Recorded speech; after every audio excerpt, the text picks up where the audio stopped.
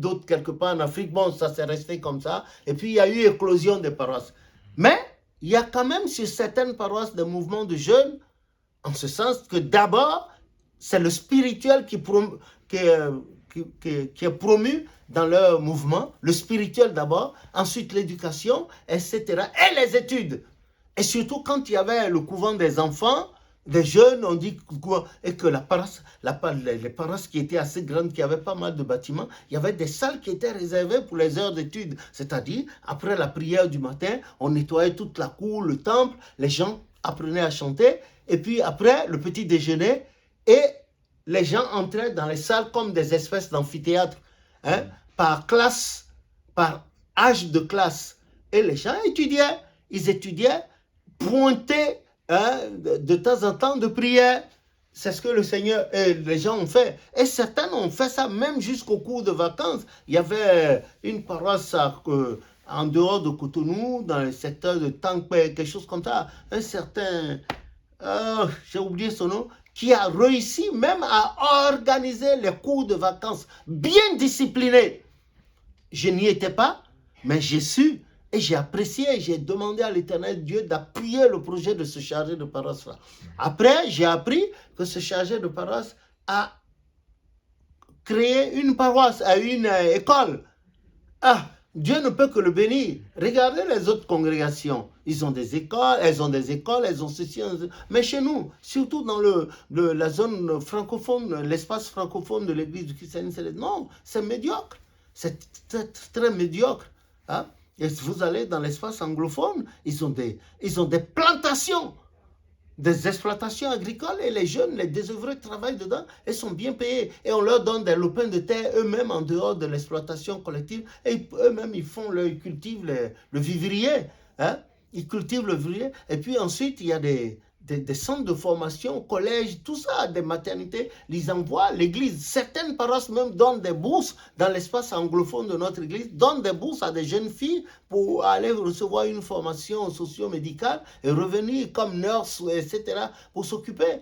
Si bien qu'il y a certaines paroisses, quand les fidèles sont malades, ils vont, ils sont prioritaires, ils ont leur carte, on s'assure qu'ils ont payé le denier de culte, ils vont, ils prennent les soins. Si là où il faut payer 100 francs, ils payent peut-être 75 francs, et ils payent 25 francs, et la paroisse, enfin l'institution complète 25 francs. Voilà, c'est un exemple banal, entre autres. C'est ce que nous devons faire. C'est ce que nous devons faire. Nous ne devons pas laisser la jeunesse tergiverser ou bien traîner. Et aide-moi, 71 ans, il faut que ma suite soit à même de recevoir une formation qui touche à l'Église au moins à 80%, l'histoire de l'Église ainsi que l'application de la doctrine de l'Église, etc. La chorale, les chants, voilà. Et après, on les laisse et ils évoluent là-dedans, ils évoluent là-dedans, ils évoluent là-dedans. Et puis, allez, si un jour le Seigneur vient à me rappeler à lui que son nom soit béni, comme a dit Job 19, 25, je m'en irai en paix parce que la relève a été entraînée pour, on les a vus, la main, allez, en train de forger, certainement qui deviendront forgerons. Et c'est ce que je vous souhaite ici aussi. Amen. Je vous le souhaite et vous voyez mon acharnement. Mettez-y, c'est vrai, nous sommes dans un pays qui est très compliqué, mais cependant, c'est pas que le pays est compliqué, mais les difficultés de la vie quotidienne. Il faut monter dans le REA, le train, le tram, aller ici, il y a la distance, tout ça. Voilà, c'est ce que j'appelle complication. Et quand on rentre le soir, on est trop fatigué. On ne peut pas rentrer à midi, faire juste une prière, repartir. Non, en Afrique encore, nous disposons d'assez de temps. Mais ici, ce n'est pas la même chose. Que le nom de l'Éternel soit béni. Amen. Voilà ce que je peux répondre à ta question. Je remercie d'abord l'Éternel. Que son nom soit béni. Pour toutes ces questions que tu as pu répondre à travers son esprit. Et j'invite tout à chacun de nous, notamment la jeunesse, à travers ces questions-réponses, à notamment s'instruire tout ce qui est biblique, tout ce qui est église, à davantage prier pour leur paroisse ou même pour eux-mêmes. Parce qu'il ne faut pas prier pour maintenant, mais c'est surtout faut prier pour plus tard. Pour qu'est-ce que plus tard je serai, qu'est-ce que le monde sera, à notamment prier pour le futur. Et tous ceux qui regardent la vidéo, je les invite aussi à partager et à commenter. Si par exemple ils ont quelques questions, ils peuvent mettre ça en barre de commentaires et par la grâce de Dieu, on essaiera de répondre avec les devanciers et devancières qui se trouvent à la paroisse. Je ne sais pas, Ok. papa, si tu as un mot à rajouter. Non, non, ça va. Je te remercie aussi. Et je remercie le Seigneur, puis toi, pour ces questions.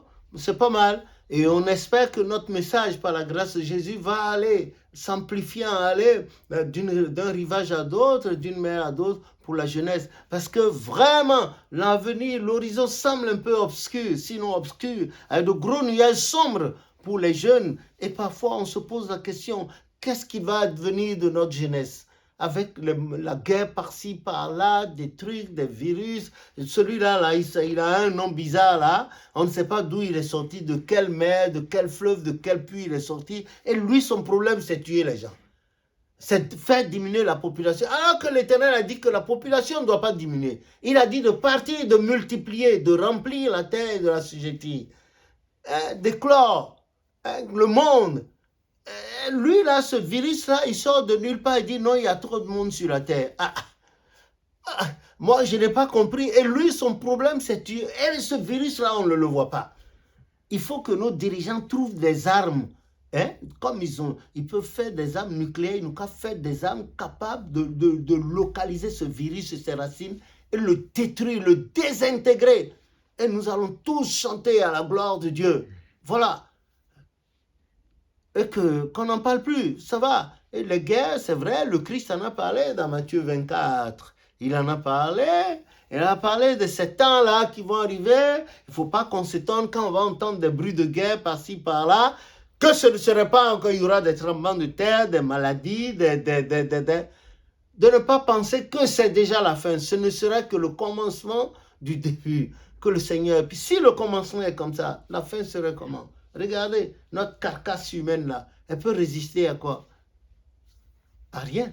Donc, évoluons dans les supplications. Allez, obtenons gain de cause, genoux en terre. Nous n'avons pas d'âme. Notre âme, c'est la foi.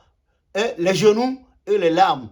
Et je crois que notre Père qui est dans les cieux, qui est miséricordieux, toujours aura compassion de ces frères créatures que nous sommes. Il va nous inspirer. À nous, à nos dirigeants religieux, il inspirera la sagesse. Amen. À nos dirigeants politiques, il inspirera la sagesse. Et au dernier moment, il se trouvera parmi eux quelqu'un pour dire non, si on fait ça, c'est pas bon. Il y a nos enfants, il y a nos épouses, il y a nos maris, etc. Et la paix va revenir.